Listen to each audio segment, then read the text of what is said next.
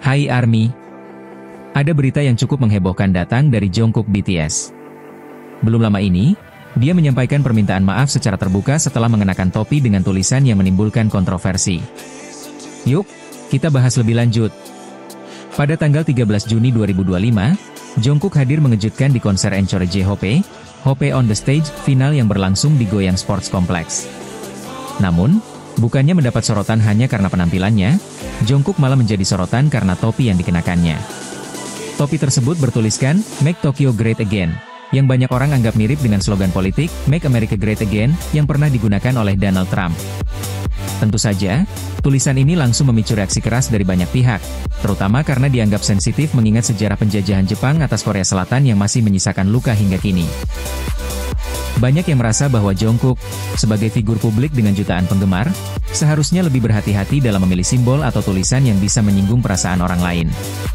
Kontroversi ini pun cepat mencuat dan tak lama setelah itu, Jungkook langsung memberikan permintaan maaf melalui platform penggemar Weverse pada 14 Juni 2025. Dalam unggahannya, Jungkook mengungkapkan rasa penyesalan yang mendalam.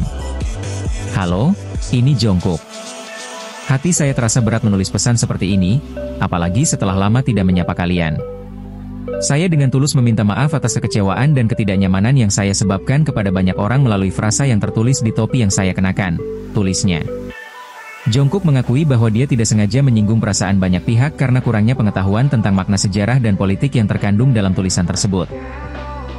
Fakta bahwa saya mengecewakan dan melukai orang lain karena kurangnya pengetahuan dan ketidaksengajaan saya dalam mengenakan topi tanpa memeriksa makna sejarah dan politik dari frasa tersebut, saya anggap sebagai hal yang sangat serius, tambahnya.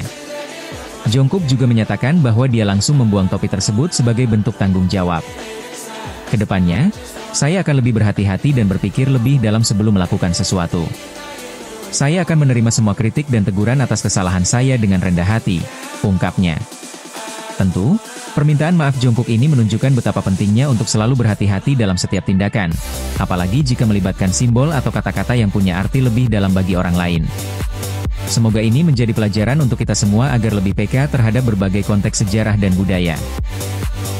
Jungkook dan Jimin sendiri baru saja menyelesaikan wajib militer mereka pada 11 Juni 2025 lalu, dan kini mereka kembali ke dunia hiburan setelah menyelesaikan tugas negara.